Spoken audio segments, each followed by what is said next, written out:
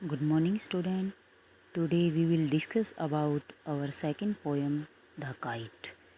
This poem is written by Harry Bain.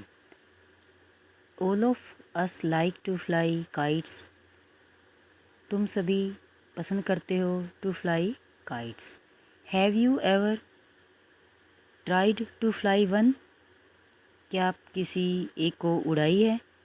Read this poem about a kite. इस poem को read करो about a kite जो kite के बारे में है। As it flies in the sky जैसे कि वो स्काई में फ्लाई कर रही है। How bright's on the blue is a kite when it's new. जब कोई न्यू काइट होती है, हाउ ब्राइट्स कितनी ब्राइट लगती है, on A blue, blue means sky, जब वो ब्लू स्काई में उड़ती है तब वो कितनी ब्राइट लगती है। With a dive and a deep it snaps its tail. With a dive, जो वो डाइव मीन्स ऊपर, कभी ऊपर जाती है और फिर कभी नीचे डुबकी लगाती है। And a deep, deep means डूब जाना, डुबकी लगाना। It snaps its tail, snaps means जो उसकी साउंड करती है वो, इट्स टेल जैसे फटफट की साउंड करती है जब वो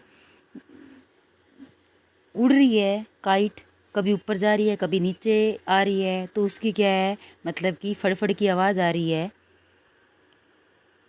then soars like a ship with only a sail. अब यहाँ पे जो पोइट है काइट के कंपैरिजन किया एक शिप के साथ और बता रहा है कि then soars like a ship, soars मतलब rise, like a ship with only a sail. अब यहाँ पे पोइट बता रहा है कि जैसे शिप है वो लाइक कर रही है, राइज कर रही है, with only a sail, sail means जैसे पहले शिप होती थी तो उस पर क्या होते थे, कपड़े लगे होते थे उस शिप पे, तो वो क्या कहते थे जैसे जैसे तेज़ हवा चलती थी तो उस कपड़े की वजह से जो शिप है वो पूरी तेज़ चलती थी वाटर के अंदर। तो वैसे ही क्या है, as over tides of wind it rides. तो वैसे क्या है, जैसे जैसे तेज़ हवा चलेगी तो वैसे वैसे जो काइट है वो भी टाइड मतलब कि पूरी ज़्यादा ऊंचाई पे जाएगी। Climbs to the crest of a gust and pulls. अब क्लाइम्स टू द क्रस्ट मतलब पूरी टॉप पे, जैसे जैसे तेज़ हवा चलेगी वैसे वैसे पूरे टॉप पे चले जाएगी। Of a gust and pulls, gust means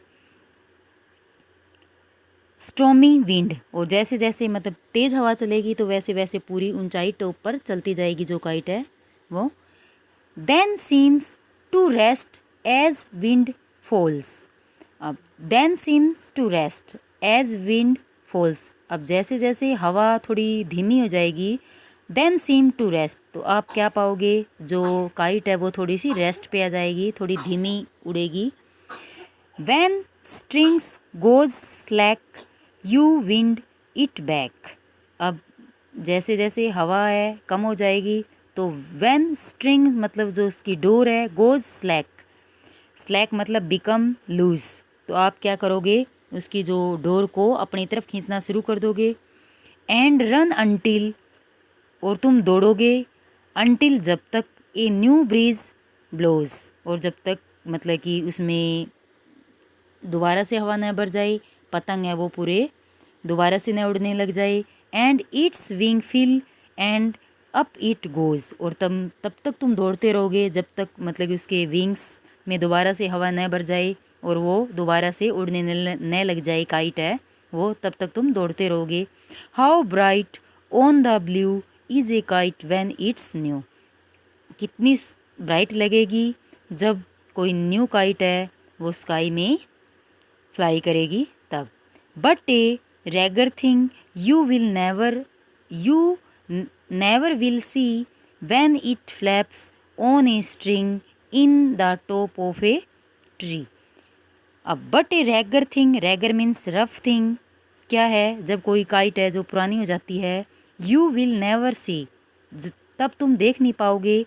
when it flaps on a string in the top of a tree, अब जैसे कि किसी ट्री के टॉप पे जाके जो पतंग की स्ट्रिंग है, डोर है, वो फंस जाती है तो वहाँ से वापस नहीं निकलती। तो वो क्या है यहाँ पे, मतलब कि कितना अजीब लगता है कि जाके वहाँ पे फंस गई है और हम उसको खींचते रहते हैं, तभी भी वो क्या है कि पतंग वहाँ पे जाकर फंस जाती है और वहाँ से नहीं निकलती। तो यहाँ पे क्या है, मतलब कि जो पोइट है वो बता रहा है कि तब वहाँ पे हमें कितना अजीब लगता है कि जो हमारी काइट है वहाँ जाके फंस गई है और वापस नहीं निकलती है। Okay student, thanks student.